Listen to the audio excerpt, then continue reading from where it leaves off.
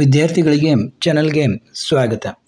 ನೋಡಿ, ಈಗ mid term ಎಕ್ಸಾಮ್ಗೆ ಕೆಲವು ಜಿಲ್ಲೆಗಳಲ್ಲಿ ಒಂದು 6 ಚಾಪ್ಟರ್ ಇದ್ದಾವೆ ಮತ್ತು ಕೆಲವು ಜಿಲ್ಲೆಗಳಲ್ಲಿ 5 ಚಾಪ್ಟರ್ ಇದ್ದಾವೆ ಫಿಸಿಕ್ಸ್ನಲ್ಲಿ.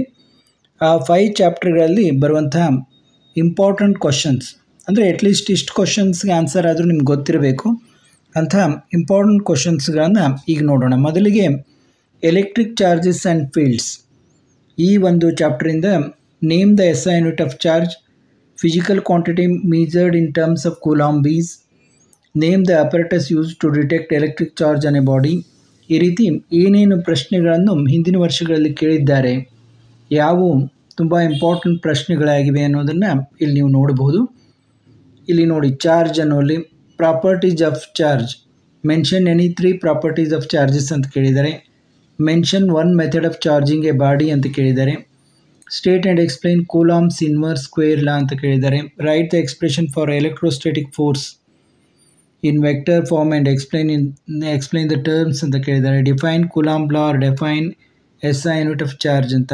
How does the electrostatic force between 2 point charges change when A dielectric is introduced in between them ಅಂತ ಕೇಳಿದ್ದಾರೆ. The electrostatic force between 2 charges is minimum in vacuum. Name the SI unit of electric field. SI unit of electric field is ಅಂತ ಕೇಳಿದ್ದಾರೆ. ನೋಡಿ, ಅದೇ ರೀತಿ fill in the ಬ್ಲ್ಯಾಂಕ್ಸ್ನಲ್ಲಿ ಕೇಳ್ತಾ ಇರ್ತಾರೆ, multiple ಚಾಯ್ಸ್ನಲ್ಲಿ ಕೇಳ್ತಾ ಇರ್ತಾರೆ, ಡೆಫಿನಿಷನಲ್ಲಿ ಕೇಳ್ತಾ ಇರ್ತಾರೆ. What is an electric dipole? A pair of equal and opposite point charges Q and minus Q separated by a distance 2a is an ಅಂತ ಕೇಳಿದ್ದಾರೆ. ಡಿಫೈನ್ ಎಲೆಕ್ಟ್ರಿಕ್ ಡೈಪೋಲ್ ಮೂಮೆಂಟ್ ಅಂತ ಕೇಳಿದ್ದಾರೆ. Derive the expression for electric field at a point on the axis of an electric dipole ಅಂತ ಕೇಳಿದ್ದಾರೆ.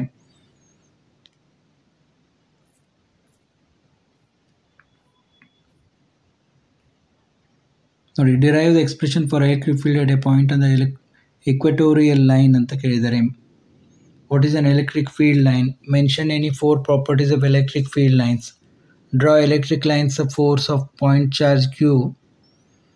Write the SI unit of electric flux. State and explain Gauss law. ನೋಡಿ, Gauss law ಕೂಡ ಬಹಳಷ್ಟು ಸಾರಿ ಕೇಳಿದ್ದಾರೆ. Derive the expression for electric field at any point due to a charged spherical shell or spherical conductor using Gauss theorem ಅಂತ ಕೇಳಿದ್ದಾರೆ. What is the electric field inside a charged spherical shell? Derive the expression for electric field at a point due to an infinitely long, straight, uniformly charged thin wire using Gauss theorem ಅಂತ ಕೇಳಿದ್ದಾರೆ. ಇನ್ನು problems ಯಾವ ರೀತಿ ಕೇಳ್ತಾರೆ ಅನ್ನೋದನ್ನು ತೋರಿಸ್ತಾ ಇದ್ದೀನಿ, ನೋಡ್ತಾ ಹೋಗ್ಬೋದು. ನೋಡಿ, ಹಿಂದಿನ ವರ್ಷಗಳಲ್ಲಿ ಕೇಳಿದಂಥ ಪ್ರಾಬ್ಲಮ್ಸ್ ಇವು.